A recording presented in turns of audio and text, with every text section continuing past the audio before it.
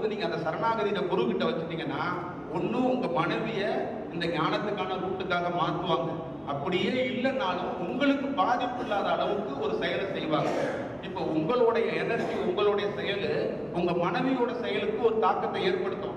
அந்த அம்மாவுக்கு தலைவலி வரும், அந்த அம்மாவுக்கு மயக்கம் வரும், அந்த அம்மாவுக்கு ஒரு செயல் நடக்கும், அந்த அம்மா தவமே பண்ணியிருக்காது, அந்த அம்மாவுக்கு சில கனவு வரும், சில மாரியம்மன் கோயிலுக்கு போகணும்லாம் தோணும். ஆனா அதெல்லாம் நீங்க சரணாகதி அடையும் போது அந்த அம்மாவும் சமன் செய்யப்படுவார்கள். அதனால இந்த செயலில் கணவன் மனைவி இணைப்புக்கு எந்த பாதகமோ எந்த தடையோ வராது, எந்த தடையோ இல்லை. ஆனால் அதுக்குள்ள குருவ கையில இருக்கையா பிடிச்சுக்கணும். இதுதான் இதுக்குள்ள இருக்கின்ற உண்மை தத்துவம். வேற யாரு ஐயா கொஞ்சம் ஷார்ட்டா கேளுங்க, ஏன்னா நீங்க கொஸ்டினை மட்டும் கேட்டீங்கன்னா போதும், எனக்கு அது தெரியும். அதனால வணக்கம் ஐயா, என் பேர் கார்த்திகேயன், சென்னை அண்ணா நகர். இப்போ பல வருடங்கள், எனது வயது 58.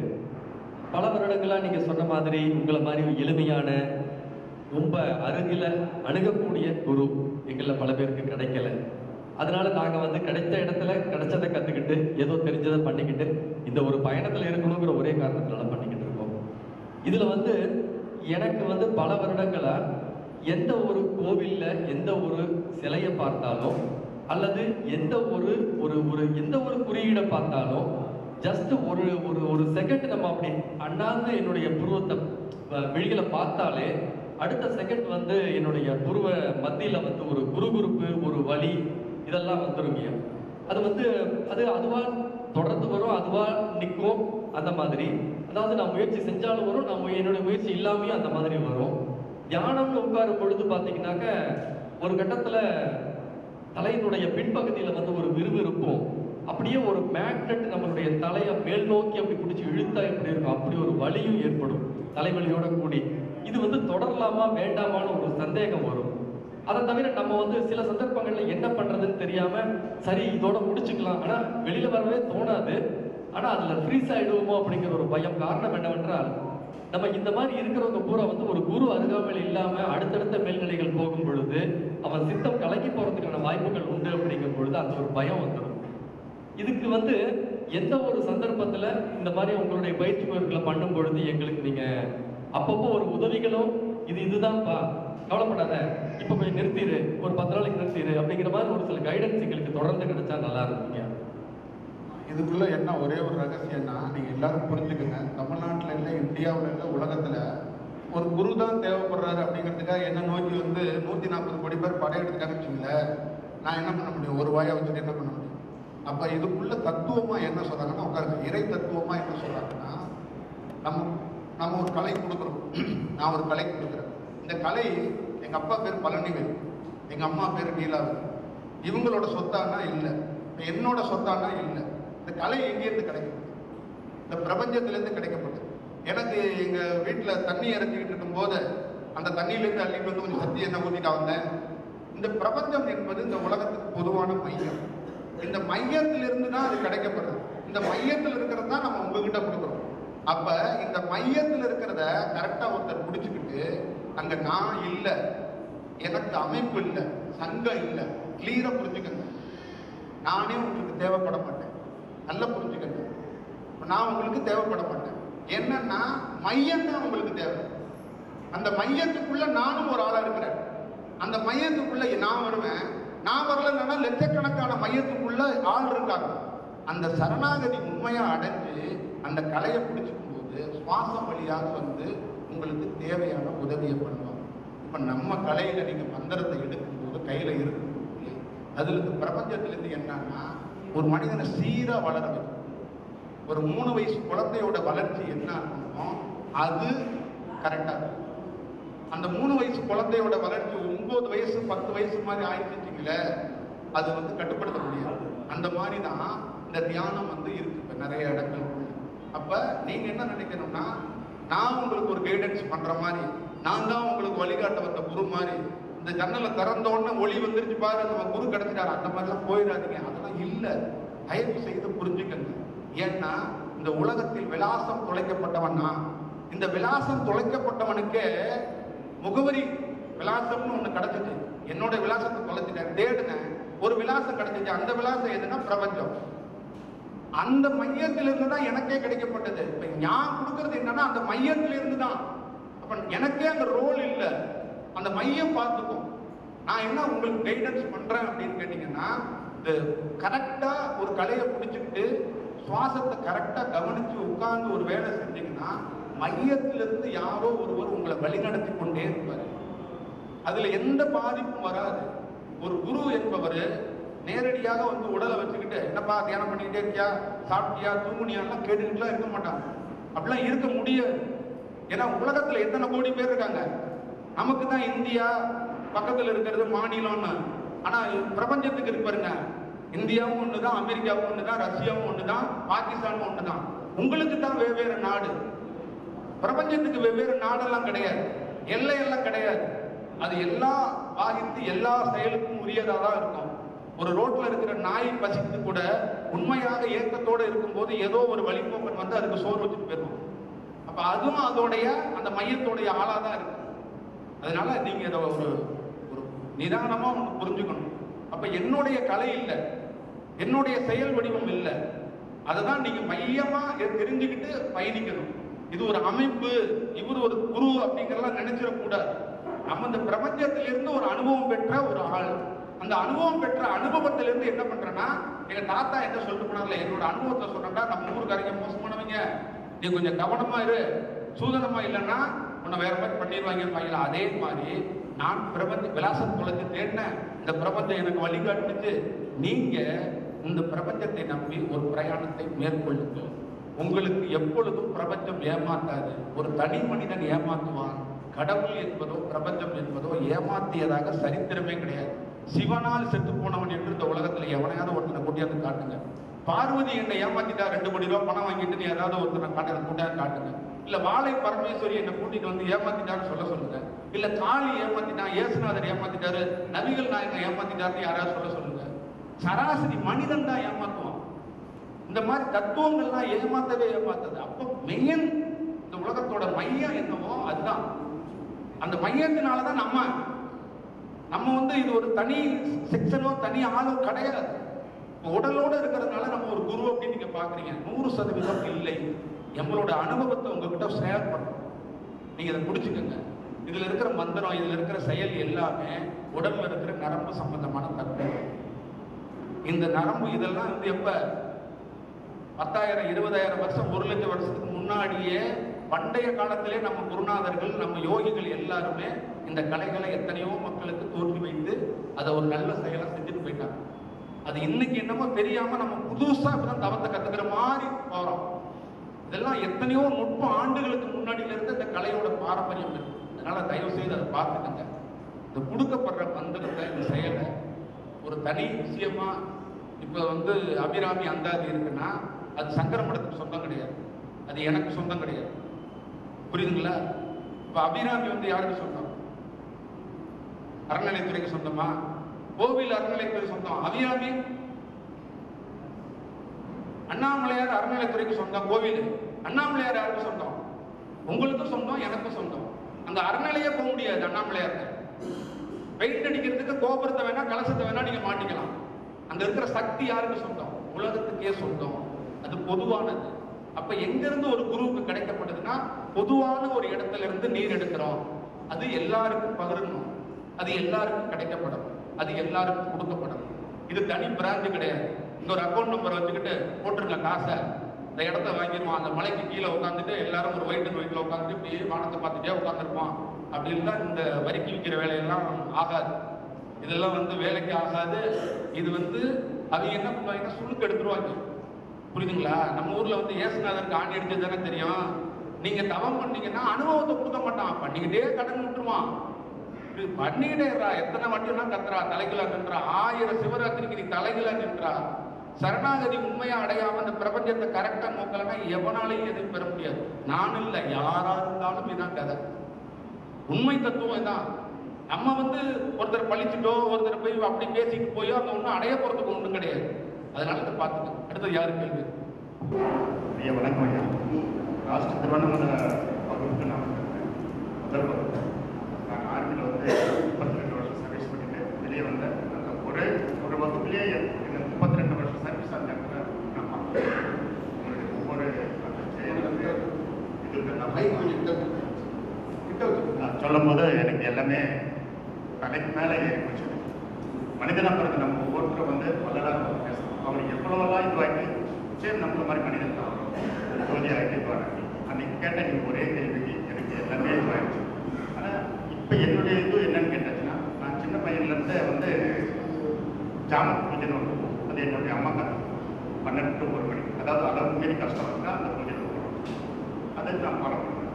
அதே மாதிரி அது மாதிரி பண்ணும்போது எனக்கு நான் கேட்டது எல்லாமே நிறைவேறிதான் போச்சு. இதுவரையும் கடைசியாக ஒரு 3 வருஷத்தில் எல்லாமே சதறி.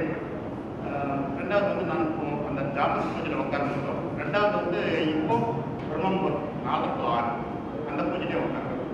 ஆனால் அந்த பூஜையிலலாம் உட்காரும்போது ஒரு 2 நிமிஷம் 1 நிமிஷம் தான் நல்லா இருக்கும். அதுக்கப்புறம் என்ன தேடி அந்த பூஜையெல்லாம் கலைஞர் வந்து இதுவாகிடும். அந்த தியானம் வந்து போயிடும். அந்த தியானத்தை வந்து எனக்கு இதுவாகும், சக்ஸஸ் ஆகும். உடனே அந்த இடத்துல போய் எழுந்திரிச்சிடலாம் அப்படின்ட்டு பூஜை விட்டு நான் எழுதுறேன். அப்போது அது வந்து எனக்குன்றதில் மக்களுக்கு நிறைய பேருக்கு அந்த மாதிரி இருக்கலாம். இப்போ உங்களுடைய ஸ்டார்ட்டாக வந்து நைட்டில் எதுவும் பூஜை என்ன வருது எனக்கு புரியல. சாம பூஜை என்ன? ஆமாம், அந்த பூஜைகளில் வந்து கரெக்டாக, அதாவது தியானத்தில் கரெக்டாக பண்ண முடியாது. சரி, நல்லா கிட்ட வைங்க. என்ன உங்களுக்கு கேள்வியாக அந்த பூஜை பண்ணுறது தெரியாது இல்லை சுவாமி, தியானம் வந்து கரெக்டாக வந்து எனக்கு தொடர்ச்சியாக அமையணும். அந்த தியானம் வந்து கலைஞ்சிடும். சரி, எந்தாவது ஒரு ரூபத்தில் வந்து ஏதாவது ஒரு முன்னாடி வந்து நின்று அது கலைஞ்சு போயிடும். அது என்னுடைய முதல் பாயிண்ட். ரெண்டாவது வந்து இந்த மந்திரம், மாயம், பில்லி, சூனி இதெல்லாம் சொல்லிட்டு ஒரு கூட்டமே இதுவாகிட்டு இருக்கு. பட் ஆனால் அது உண்மையானது எனக்கு தெரியாது. அது ஒரு உயிரை பிரிக்குது அப்படின்னு சொல்கிறாங்க. அது உண்மையான எனக்கு தெரியாது. அது கொஞ்சம் ஜனங்களுக்கு, அது மக்களுக்கு கொஞ்சம் அது விழிப்புணர்ச்சி வந்தாச்சுன்னா அந்த இதில் நம்ம அந்த ரூட்டில் போத்தாங்க. இங்கே நெருப்புன்னு தெரியுது, அசுத்தம் தெரிஞ்சு நம்ம போத்தாங்க. சரி, பார்த்து அதானே. அவ்வளோதான் சார், இந்த 2 கேள்வி. இப்போ இந்த பில்லி, சூனியம், இந்த ஏவல் இதெல்லாம் வேலை செய்தான்னா 100% வேலை செய்யுது. ஆனால் ஒரு மனிதனால் எவ்வளோ பெரிய பில்லி சூனியம் இருக்கிறவனாலும் ஒரு உடம்புல இருக்கிற உயிரை வெளியில் எடுக்க முடியாது. எவனாலையும் எடுக்க முடியாது. உடலுக்கு துன்பத்தை கொடுக்கலாம், ஒரு செயலை கொடுக்கலாம். அதற்கு ரீசன் அவனுடைய முன்ஜென்மத்துக்குள்ள இருக்கிற கர்ம வினையினால அவன் பாதிக்கப்படணும்னு இருக்கு. இப்போ என்கிட்ட ஒருத்தன் உட்காந்துருக்கவன்ட்ட போய் ஒருத்தன் பில்லி சூனியம் பண்ண முடியாது. ஏன்னா அவனுக்கு வந்து இவனோட நினைப்பே வராது. அந்த பில்லி சூனியம் பண்றான் பாருங்க, அவன் பேரை நினைச்சாவே எனக்கு மறந்து போதுங்கன்னுவான். புரியுதுங்களா? ஏன்னா அந்த எண்ண அலைவரிசையே தோன்றாது. எண்ண அலைவரிசை உங்க சம்பந்தமா ஒரு எண்ண அலைவரிசை இருந்தாதான் இது இங்க இருந்து இந்த எண்ண அலைவரிசையில என்ன பண்ணுவாங்க, இந்த மந்திர வடிவமா உங்க பேரை சொல்லி ஒரு இடத்துல ஒரு யாகம் மூட்டி உங்களுடைய எண்ண அலைவரிசையை தூண்டி தூண்டி உங்களை பாதிப்பு ஏற்படுத்துறதுக்கு ஒரு வேலை பண்ணுவாங்க. நம்ம வீட்டுல முன்னோர்கள் இறந்து போனவங்க பேயா வர்றாங்கன்னா பேயே கிடையாது, அது ஒரு அதிர்வு அலைகள்னு சொல்லுவாங்க. அந்த ரிஃப்ளெக்ஷன் வரும்போது, அந்த காற்றை சுவாசிக்கும் போதோ இல்லை அந்த தன்மையில ஒருத்தங்க இந்த பக்கம் நடந்து போன தன்மை, அந்த செயல் வரும்போது ஒரு மனிதனுக்கு என்ன பண்ணுதுன்னா உடல் ரீதியாக பாதிப்படையும். அந்த குடும்பம் கொஞ்சம் முடங்கி போன மாதிரி ஒரு சூழல் வருது. தூக்கத்தை இழக்கிறான், சாப்பாடு நல்லா இல்லை, அவனுக்கு வாழ்க்கையிலே ஒரு விரக்தி இருக்கு, ஏதோ ஒன்றுக்குள்ள சிக்கிக்கிட்ட மாதிரி ஒரு ஃபீல் ஆகும். அப்ப அந்த இடத்துக்குள்ள அந்த ஆன்மாவுக்கு ஒருத்தன் ஆன்ம விடுதலை கொடுத்துட்டான்னா அந்த வீட்டுல ஒரு நல்ல ஒரு செயல் ஃப்ரீயான மாதிரி ஒரு ஃபீல் பண்ணுவான். அப்படிதான். ஆனா அதுக்குள்ளேன்னா நீங்க பெருசாக கவனம் செலுத்த வேண்டாம். அந்த செயல் எல்லாத்தையுமே ஒரு உண்மையான சரணாகதியில ஒரு தியானம் வந்து அதெல்லாம் முறையடிச்சு, ஒரு தியானத்துக்குள்ள இருக்கிற வலிமை வந்து அதுதான். எவ்வளவு பெரிய பில்லி சூனியமா இருந்தாலும் அதை வந்து எரிச்சு தள்ளிடு. அதுக்குள்ள எந்த மாற்றமும் இல்லை. நீங்க அதை பத்தி எல்லாம் கவலையே படாதீங்க. பில்லி சூனியம் பண்றாங்கல்ல, அவங்க தோல் மேல உட்கார்ந்து கூட நீங்க தியானம் பண்ணலாம். அப்படியாப்பட்ட ஒரு செயல் நடக்கும். அதை பத்தி எல்லாம் ஒன்றும் யோசிக்க வேண்டாம். இந்த தியானம் நம்ம கொடுக்கிற செயலை நீங்க ஃபாலோ பண்ணுங்க. அந்த செயலுக்குள்ள இருந்து நீங்க வந்து அடிப்படையா ஒரு மாற்றத்தை உருவாக்க முடியும். ஒரே நேரத்தில் 2-3 தியானத்தை பண்ணீங்கன்னா உடலுக்கு சேர அந்த உடல் வந்து பாதிக்கும். இந்த கலை பெருசு அந்த கலை பெருசு எல்லாம் சொல்லலை. ஒரு கலையை எடுத்துட்டோம்னா அந்த கலையை சேர்த்துட்டோம்னா அந்த அலைவரிசை வந்து உடல்ல தாக்கிக்கிட்டு இருக்கும்போது இன்னொரு அலைவரிசை வந்தால் உடல் தாக்காது, உடலோட செயல் மாறி போயிடும். அதனாலதான் எப்பயுமே யோகிகள் என்ன சொல்லுவாங்கன்னா ஒரே செயலுக்குள்ள பயணி, ஒரே தத்துவத்துக்குள்ள இரு அப்படிம்பாங்க. 1000 குருமார்களை பார்த்தாலும் ராமகிருஷ்ணர் கடைசி நிமிஷம் வரைக்கும் காளி தத்துவத்துக்குள்ளே இருந்தார். அதை நீங்க கவனிச்சீங்கன்னா தெரியும். அப்ப அந்த செயல் அவருடைய உடலுக்குள்ள அந்த தத்துவத்துக்குள்ள இருந்து தான் அவர் உருவாக்கி இருக்கிறார். அதனால அதை புரிஞ்சுக்குங்க. நம்மளுடைய செயலுக்குள்ள இருந்து நீங்க பிரயாணத்தை மேற்கொள்ளுங்க. அது வேற ஒரு வடிவத்துக்குள்ள உங்களை கூட்டிட்டு போவோம்.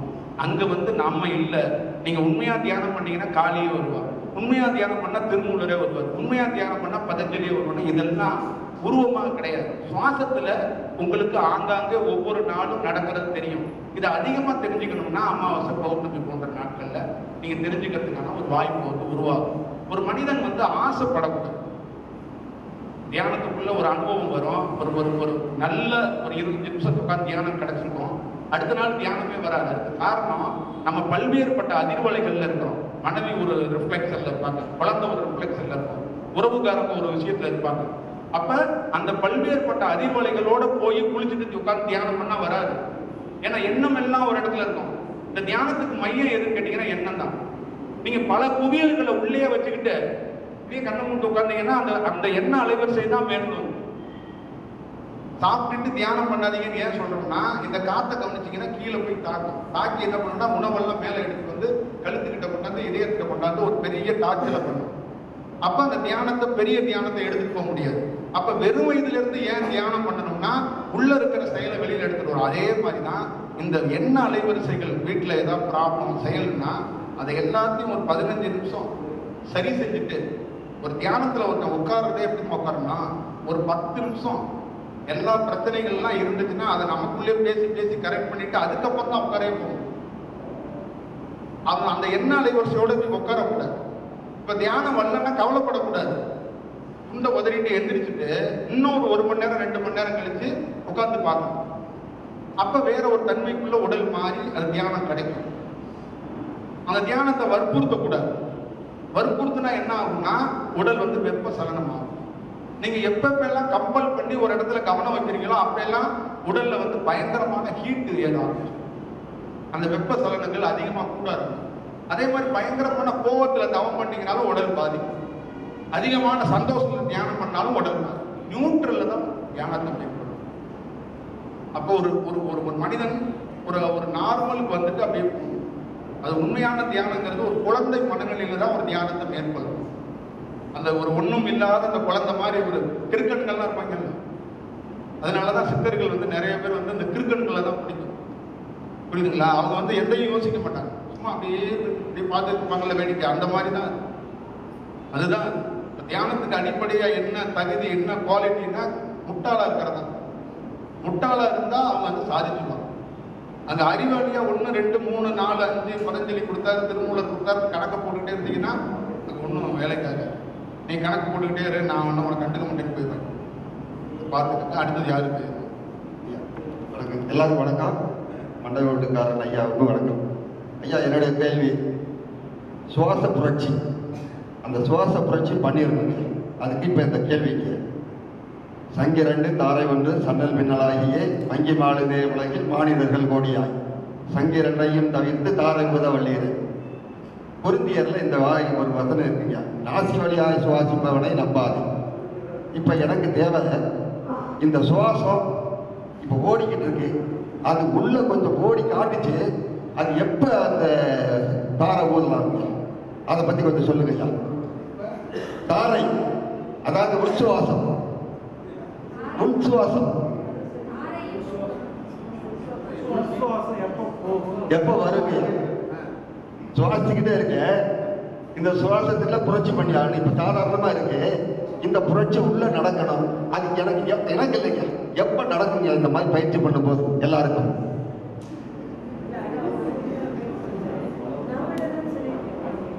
எனக்கு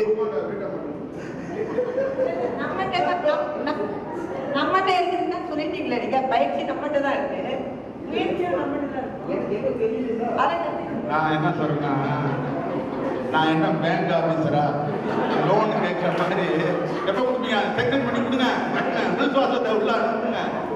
இது வந்து ஒரே செயல். என்னன்னா இதோடைய கிக்கு என்னன்னா, அறியாமல் தெரியாமல் பைத்தியம் போல நம்ம நடந்துகிட்டு இருக்கும்போது ஒரு நாள் வந்து இறைவன் போல காட்சி கொடுக்குற சுகம் இருக்கு பாருங்க, அது யாராலையும் கொடுக்க முடியாது. தாய் குழந்தையாக இருக்கும்போது மார்போ மனைவி அணைக்கும் போது சுகம் இருக்குல்ல, அதோடலாம் லட்சம் மடங்கு சுகம் அதிகமானது ஞானம். அந்த சுகம் வரும்போது நீங்க என்ன பண்ணுவீங்கன்னா, அந்த நீங்க நடப்பீங்க ஒரு நட, அதுதான் சொல்லுவாங்க ஒரு யோகி நட ராஜ நடப்பாங்க. அந்த மாதிரி உங்களுக்குள்ள ஒன்று நடக்கும். நீங்க புரட்சி என்பது என்னன்னு கேட்டீங்கன்னா, குடும்பம், கடமை, கட்டுப்பாடு கட்டுப்பாடு. இவ்வளோ செயலுக்குள்ளேயும் ஒருத்தர் இந்த சுவாசத்தை விடாம கையில பிடிச்சுக்கிட்டே இருக்கிறாங்கல்ல, அதுதான் சுவாச புரட்சி. விடாம என்ன வேணாலும் நட, முன்னாடி என்ன அடிச்சாலும் சரி, என்னுடைய உறவினர்கள் வந்து என்னை கல்ல தூக்கி அடிச்சாலும் சரி, நான் எது பண்றேனோ இல்லையாப்பா இந்த சுவாச புரட்சி பண்ணிக்கிட்டே இருப்பேன். காலையில் மாலையில் இந்த தியானத்தை விடவே மாட்டேன்டா, என்ன வேணாலும் பண்ணிக்கடா, கிணத்துல கட்டி கூட இறங்க, அப்பயும் இந்த சுவாசத்தை கவனிச்சுக்கிட்டே இறங்குவேன் அப்படின்னா அப்ப என்ன ஆகும்? கிணமே உடஞ்சிக்கிட்டு போயிடும். உண்மை, நீங்க அந்த மாதிரி உண்மை தத்துவத்தில் இருந்தா உங்களை ஒண்ணுமே பண்ண முடியாது. இயேசுவோட தத்துவமே அதான். நீ எத்தனை ஆணி அடிச்சாலும் அங்க உண்மை இல்லை, என்னெல்லாம் ஒண்ணுமே பண்ண முடியாது. ஏன்னா நான் உள்ள சுவாச புரட்சி நடத்துறவன், என்ன ஒண்ணுமே பண்ண முடியாது. நான் இதெல்லாம் உன்னோட சந்தோஷத்துக்காக காத்திருந்தேன், நான் உன்னை எதுவும் செய்ய முடியாதுன்னு நினைச்சுக்காத. உனக்கு என் உடம்புல அடிச்சு கொஞ்சம் ரத்தத்தை பார்க்கணும்னு ஆசைப்பட்டா ஆசைப்பட்டு போ. அப்புறம் நான் என்ன பண்ணேன்? ஆணி அடித்த என்னதாண்டா நீங்க உலகம் முழு அதிகமாக கும்பிட்டுக்கிட்டு இருக்கான் அப்படிங்கிறதானே அதோட உண்மை தத்துவம். அதான் சுவாசத்தோட புரட்சி. அந்த புரட்சியை நீங்க செய்யுங்க. சாமி, அவர் ஏற்கனவே சொல்லியிருக்காரு, நம்ம கணவன் மனைவி இருக்கும் போது என்ன ஒரு உச்சக்கட்ட ஒரு இன்பம் இருக்கோ அந்த நிலை தான் இந்த தியானத்துடைய முக்கிய நிலைன்றது. அது பொருள் வாக்கா செயல்பாட்டுல இல்லை, வாக்கு வாக்கா